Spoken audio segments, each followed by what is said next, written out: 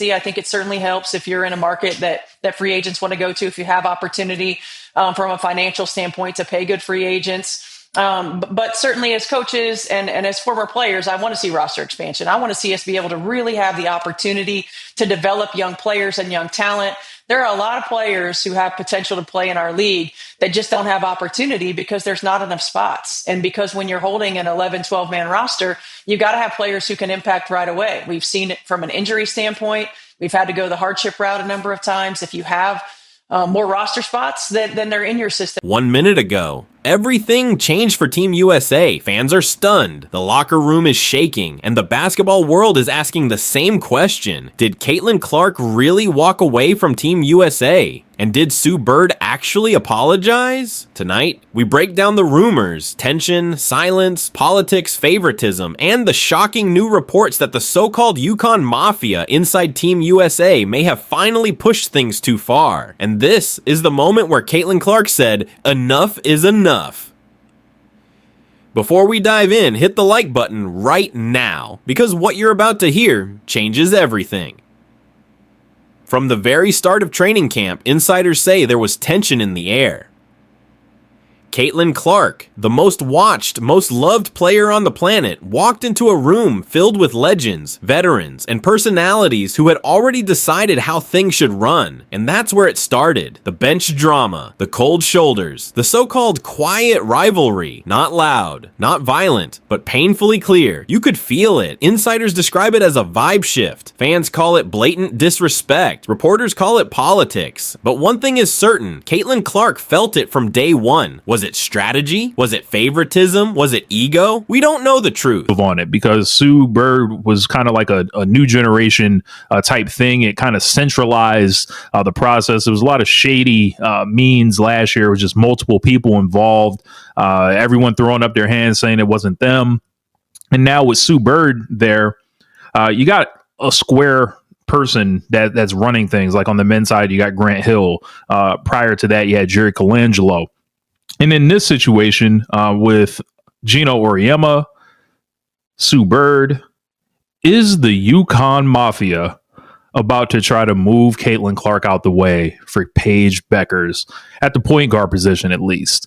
But here's what insiders have been whispering for months. Some Team USA decision makers preferred sticking with the old hierarchy. Some wanted Paige Bueckers positioned as the next face. Some didn't like the media pressure Caitlin brought. Some thought she was too popular, too fast. And every time Caitlin Clark touched a basketball, you could sense the room shift. Why? Because she is the future. She is the ratings. She is the revenue. She is the cultural moment. And some people just weren't ready for it. Reports say Sue Bird, one of the greatest to ever play, had concerns. Not about Caitlin's talent, but about the pressure the media brought with her. In a recent interview, Bird said players need time, space, and protection from unrealistic expectations. But fans heard it differently. They heard, Caitlin's hype is a problem. Suddenly, the narrative erupted. Sue Bird doesn't want Caitlin. Sue Bird is holding her back. All the time. The players. You never address the things that these players have done to contribute to any negativity around the league. You never do that. It took Nafisa Collier getting taken out for the remainder of the postseason for you guys to finally say something about the refs. What are we talking about here? What are we talking about here? The players are the ones who had Caitlin Clark as the most flagrantly fouled player in the league. That was the players. Don't make that about fans. The organization, there's been organizations such as the Indiana Fever who lied and hid injuries about Caitlin Clark the whole time, all while using her to sell tickets and saying she's game to game and day to day for months at a time. The veterans are siding against CC. Maybe it was miscommunication. Maybe it was misinterpretation. Maybe it was tension finally boiling over. But whatever it was, it ignited a fire the staff couldn't control. A rumor spread like wildfire. Stephanie White supposedly supposedly told someone in a media room that people inside Team USA were discussing removing Caitlyn from major rotations. Was it true? Nobody confirmed it, but the internet heard it and exploded. Fans were furious, players were confused, reporters pressed staff for answers. Team USA stayed silent, and that silence told the world something was definitely wrong. Then comes the unthinkable. Multiple anonymous sources claim that after one final film session, where CC was allegedly critiqued for things she didn't even do, Caitlyn finally snapped. Not angrily, not dramatically, but professionally. She reportedly said, "If this is how I'm valued, then I'm done." The room froze. Some stared at the floor. Some had no idea she felt this disrespected. Some, according to sources, were relieved someone finally said it. Caitlyn Clark walked out. The staff panicked. Veterans realized they crossed a line, and that's when it happened. Y'all wasn't paying attention then, but now the young white girl comes along and y'all want to sit up there and shower all of this praise and all of this attention that was earned before she ever came along. The resentment is understandable, but it's not about Caitlyn Clark. It's about what she represents. My point is, grow up. Who cares? If you're Magic and Bird, that didn't stop Jordan from coming along and doing what he did. And as far as I was concerned, I was just glad to know eventually I wasn't the only girl playing basketball and balling, and playing at a high level. But it's been a blessing just to watch the women grow and watch the women find their voices, use their platforms, and finally get paid. Right.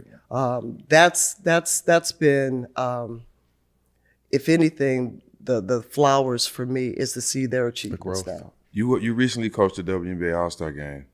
You spent some time with Caitlyn Clark. Best coaching job ever. Best coaching job Best ever. coaching job ever. Being around Caitlyn Clark, how was the experience for her? She's such a big star. I mean, the sky's the limit for her. To be around her, just talk. Late night reports say Sue Bird privately reached out, not because she was wrong, not because of guilt, but because she genuinely respects Caitlyn Clark and knows the sport needs her. The message was simple. You deserved better. And that changed everything. Because when someone like Sue Bird acknowledges your struggle, the entire basketball world listens. Fans finally felt validated. The younger players felt seen. The veterans finally started to understand this isn't 2012 basketball anymore. The future is here. Her name is Caitlyn Clark. For years, fans joked about the Yukon Mafia controlling Team USA. Tonight, that idea officially cracks. Because one of the biggest Yukon legends, Sue Bird, just acknowledged Caitlyn Clark's value. It ends the conspiracy. It exposes the tension. It forces Team USA to reset, and most importantly, it proves Caitlyn Clark is unstoppable, not because of hype, not because of TikTok clips, but because her impact is bigger than favoritism, politics, or locker room drama. She changed everything. So the question now isn't whether Caitlyn Clark belongs on Team USA. The real question is, can Team USA survive without her? Because tonight, the world just saw what happens when you underestimate the biggest star in basketball.